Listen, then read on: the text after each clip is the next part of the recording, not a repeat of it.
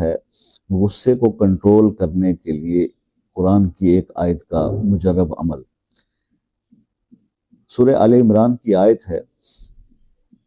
آیت نمبر 134، والقاظمین الغیظ والعافین عن الناس واللہ یحب المحسنین۔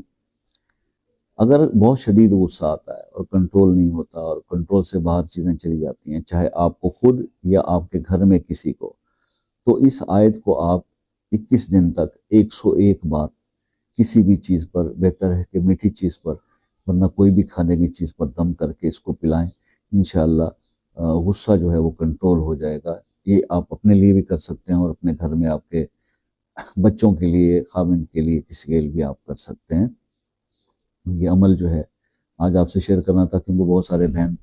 بھائیوں کا یہ آتا ہے کہ شوہر بہت غصہ کرتے ہیں یا بیٹا